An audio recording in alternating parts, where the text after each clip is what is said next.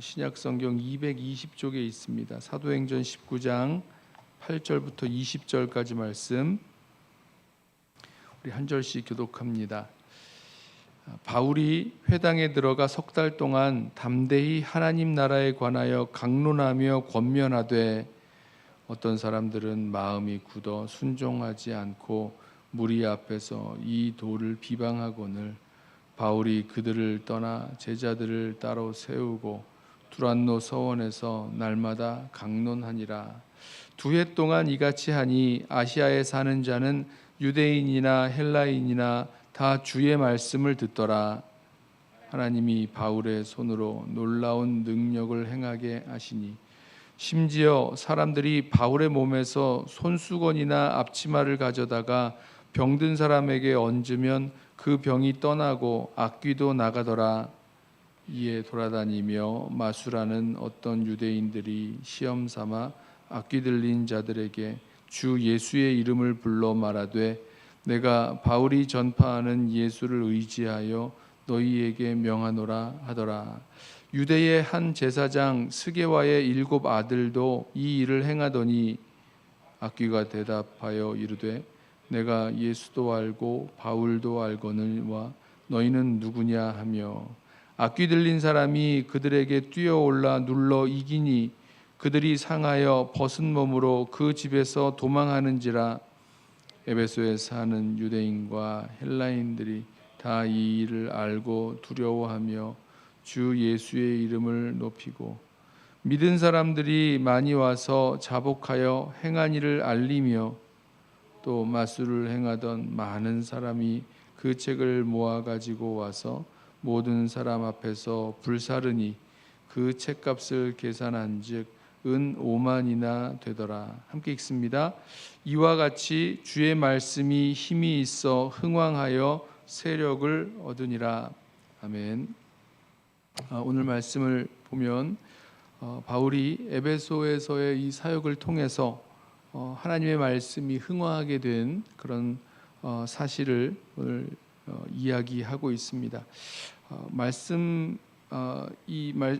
바울이 에베소에서 한 사역을 몇 가지로 정리를 해보면 먼저는 이제 말씀 사역이 에베소에서 있었습니다.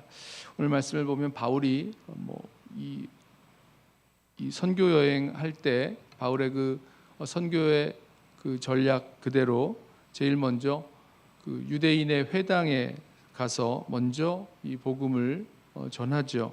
하나님 나라를 강론했다라고 말씀합니다. 회당에서 석 달 동안 하나님 나라를 강론하고 또 권면했다. 그러니까 하나님 나라의 복음이 무엇인지 유대인들에게 설명하면서 그 하나님 나라의 복음에 합당하게 살아가도록 권면하는 것. 그 권면 가운데는 분명히 예수님께서 말씀하신 그대로 하나님 나라의 복음 앞에서 회개하고 돌이켜 이 주님의 그 통치를 주님의 다스리심을 받게 되는 것까지 담겨 있었을 것입니다. 이렇게 석 달 동안 회당에서 말씀을 강론하고 또 권면하는 동안에 그 말씀을 모두가 다 이렇게 환영하고 받는 것만은 아니었죠. 마음이 강팍한 사람들, 마음이 굳어서 순종하지 않는 그 사람들은 이 말씀에 대해서 비방하고 또 이 사도 바울의 그 사역을 회방했습니다.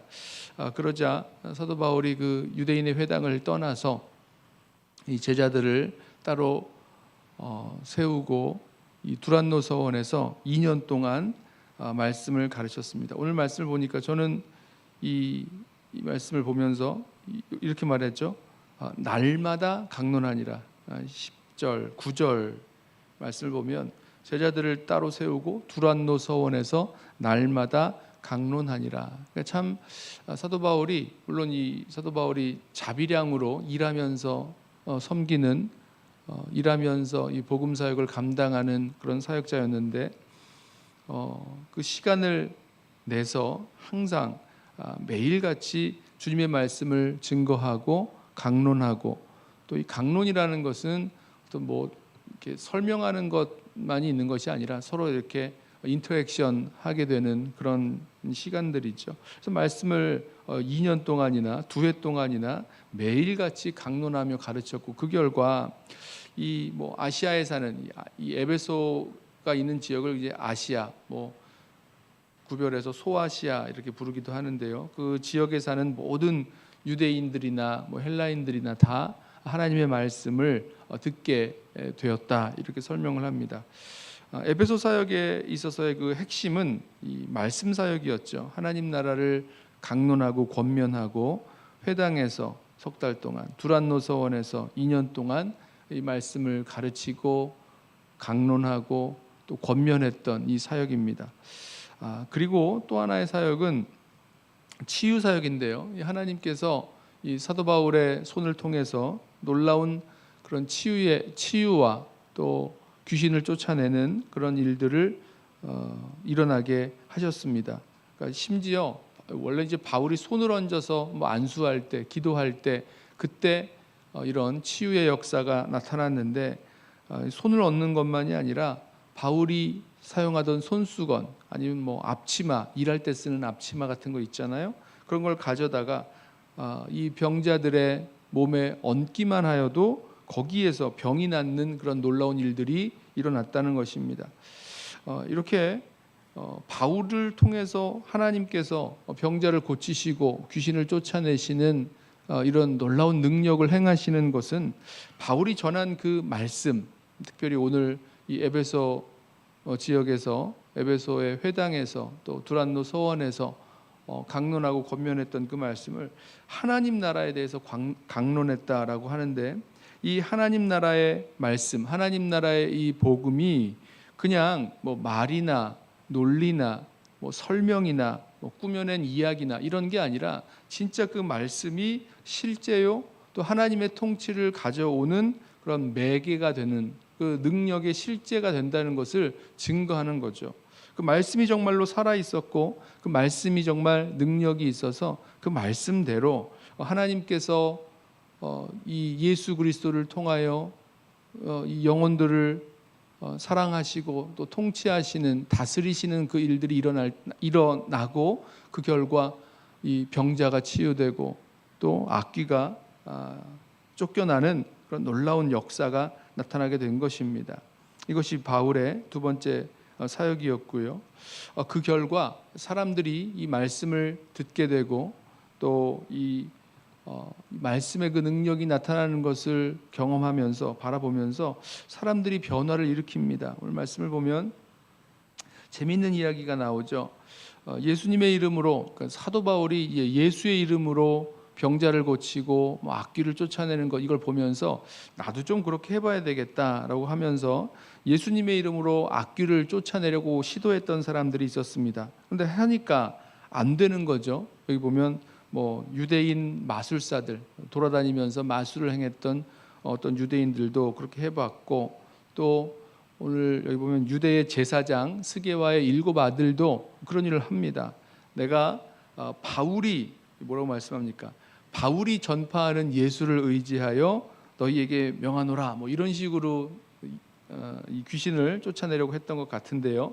그랬더니 귀신이 하는 말이, 내가 예수도 알고 바울도 아는데 너는 누구냐, 이렇게 이야기하면서 그 사람을 마구 이렇게 때리고 이렇게 두들겨 맞은 거죠. 막 때리고 그러자 벗은 몸으로 도망을 갔다, 이런 이야기가 나옵니다. 망신을 당한 거죠.